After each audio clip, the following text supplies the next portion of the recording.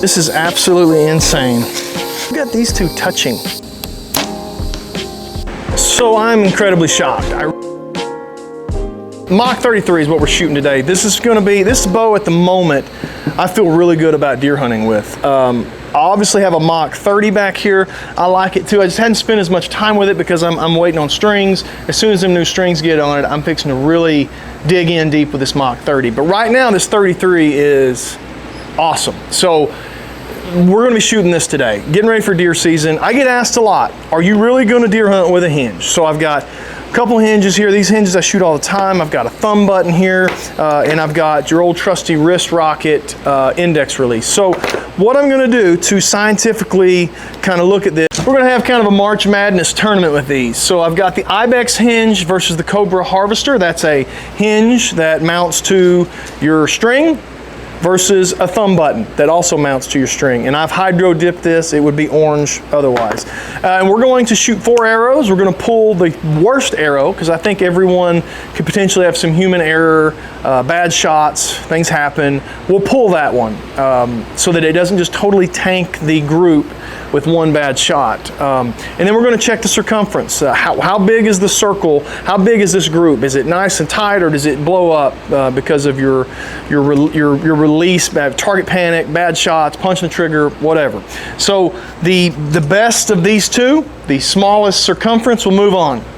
Then we've got the B3 hook, which is an index, which is your old trusty wrist rocket right here, versus a UV hinge 2. Now the UV hinge 2 is in this because this is the hinge I shoot more than any. This is the hinge I shot indoor with, I shot 3D, I shoot tack with. This is my old trusty go-to. Problem is, it doesn't clip on your string. So I don't want to really hunt with it, but I think it needs to be brought in as a comparative. This is kind of the,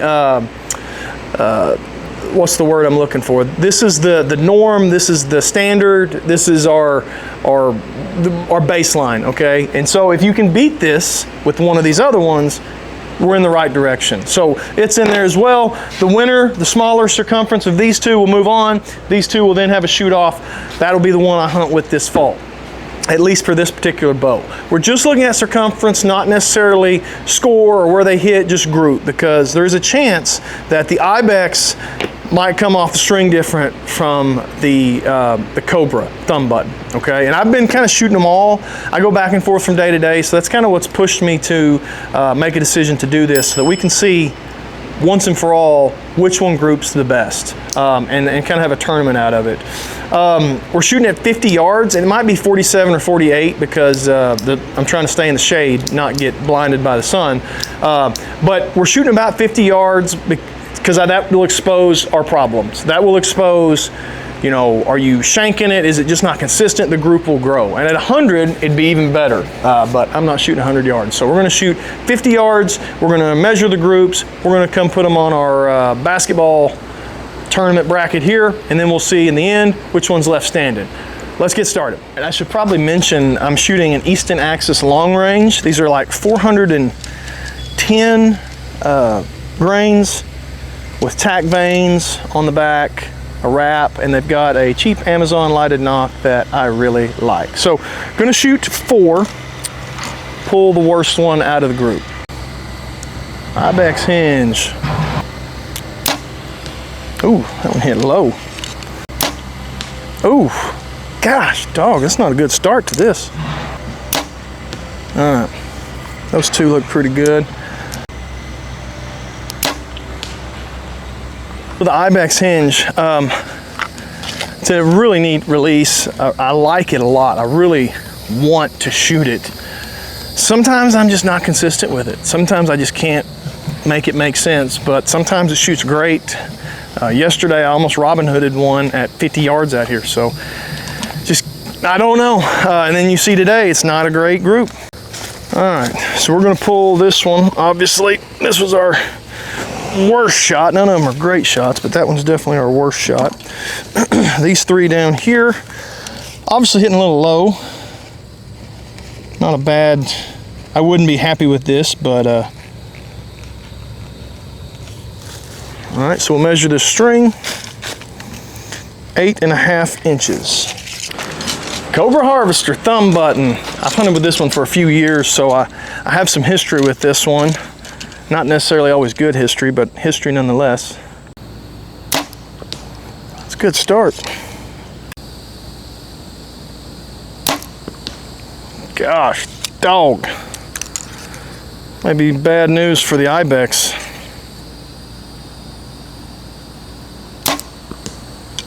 Alright, shanked that one. Oh, man. And therein lies my problem with thumb buttons. And I don't know, maybe it's just this thumb button. Let me know what you think with a comment below, but I just can't get consistent with them. I'll have a couple shots like this one, 2 shots that are just about perfect. They break smooth, clean, the bow holds good. Then I'll have a couple shots where maybe the bow's moving a little more and it just turns into a punch. So I'm not consistent with apparently either of these releases at the moment. This is not a good day of shooting. All right, I think this one here will be our worst one. It's not as bad as the worst one that we had with the ibex, but still not great. And this group, I was a little critical of it. It's not a horrible group. It's just low. This sight tape is not the perfect sight tape. It's just a quick setup sight tape. All right, 8.5 inches, 9.5 inches. Ibex, moving on. Hook release.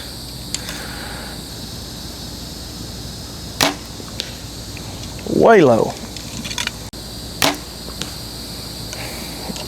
They've all been low today. Clearly the sight tape is not going to be the final sight tape.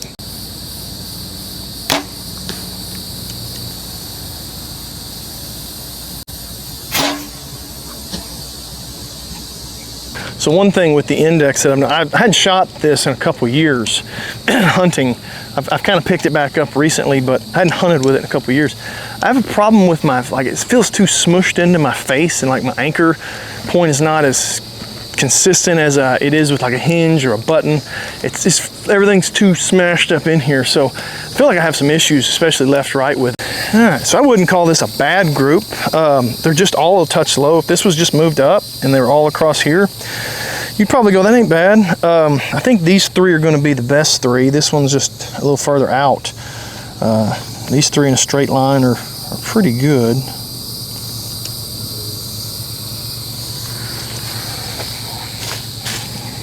Seven and a half. So here's what's cool about tack vanes. One of these went through the target. I had to push it back out. I can't tell which one it is just by looking at them. Like, it should be all wrinkled up and everything. These vanes are so stiff and durable, they just straighten back out. Love tack vanes. So if you haven't tried them out, definitely give them a try. 7.5 for the old wrist rocket. That's the leader at the moment overall. I'm gonna put this one up. We're gonna pick up the UV Hinge 2. UV Hinge 2. Old Faithful. Oof. Low, low, low.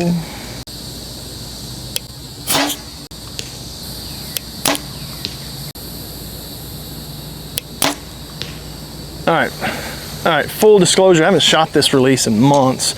I shot it all spring at Shot 3D and TAC events. I love this release. It's a great release. This group is not going to reflect that, but it is crazy how just switching releases changes the impact point of the arrow. They've all been low. These specifically are like low left and not grouped very well. So, all right, UV Hinge 2. This one's our bad one, I'd say, or worst one, I should say. They're all pretty bad.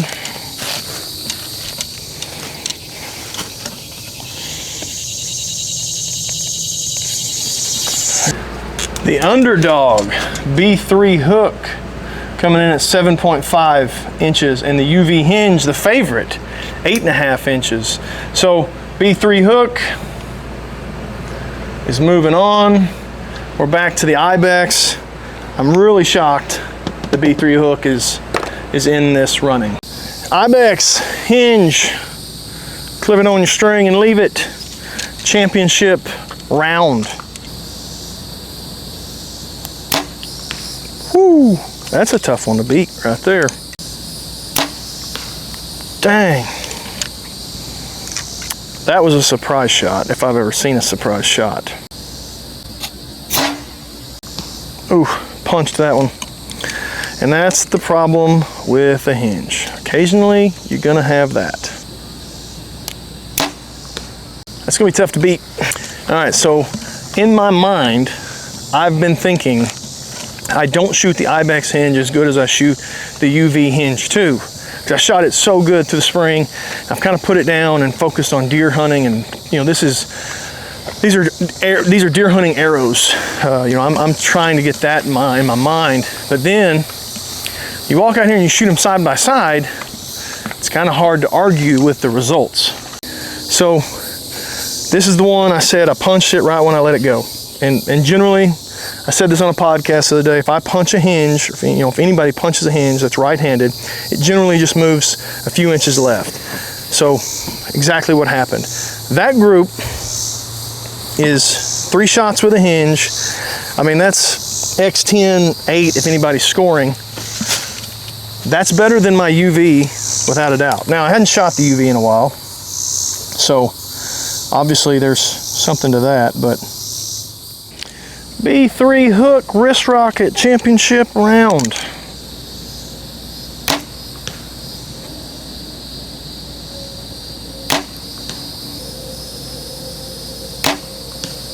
Those two are pretty good.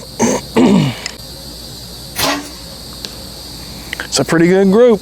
I'll be honest, this thing has been the surprise of the whole deal. But they do hit different. And you can notice where the groups were, they group different depending on the release you're using. So something to keep in mind. That's a good group from the old wrist rocket. So we had one punch through. Man, those 3, wrap your hand around them at 50 yards, that's tough to beat. I don't like that they're low and the Ibex was high, but it's still a great group. All right, so a shocking turn of events. They both tied exactly at 5 inches, like spot on 5. So one option would be to end this video here and say, they're both great and it's a tie. But my old coach taught me that a tie is like kissing your sister, and we don't do that here. So we're gonna run another round and see who wins in a sudden death final round. B3 hook, final round.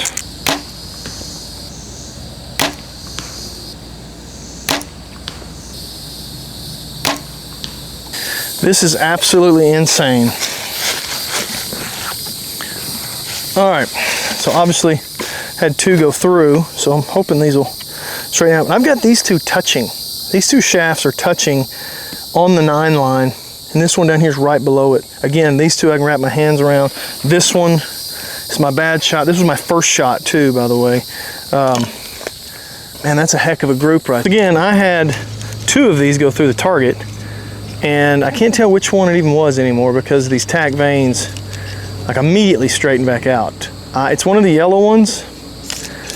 I don't know. I can't tell which ones even went through the target because they straightened right back up. Ibex, round 2 of the finals. Let's go.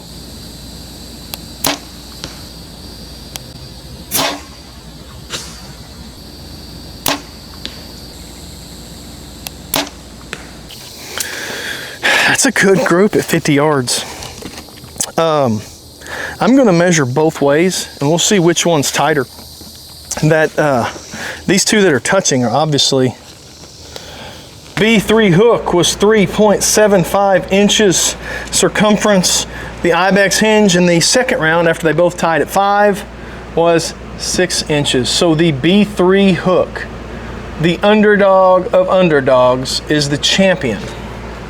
All right, so I'm incredibly shocked. I really did not think that the old trusty B3 hook, the $100 wrist strap release, would be the release that would shoot the best and be the most consistent, really. It was good all the way through. In the first round, it had a 7.5 inch circumference, which the first round was the worst in all of them. I guess it took a round to get kind of warmed up and get going.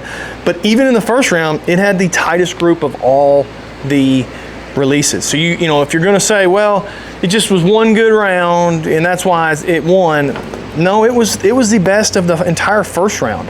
And then in the second round, 5 inches and a tie. And then at 3.75, I mean, two of them touching each other. And the Ibex Hinge was good. 8.5, which was its worst. 5 and 6, those are good groups at 50 yards. I mean, you're talking about wrapping your hands around them. When we say a 5-inch circumference, don't think about like a 5-inch circle necessarily. It could be a flat 5 inches. They could be just all together but in a line. So it's kind of hard to think about it, but 3.75 from the wrist strap was not something I really thought about. I honestly thought we'd be sitting here going, the UV Hinge too, man, it was so good. I wish I could hunt with it, but I can't, so I'm gonna hunt with the Ibex. Ibex did a great job. Obviously you kill deer with it. I'll probably hunt with all of them at some point, truth be known. I think in a longer, if I'm on a field where I might take a 60-yard shot, I think the Hinge would be a little easier to be calm and pull through and not just slam it. But because this Mach 33 is so steady, when it comes back and it's steady and it's just rock solid, you can punch it a little bit, and it's not the end of the world if you're 50, 60 yards. At 100, I don't know what it'd do. I do know, like, it got hard for my brain to put it on the target some, and I wasn't trying to punch it. Obviously, I was trying to wrap and then slow pull and do all the correct way. But you find yourself just going, slamming the trigger.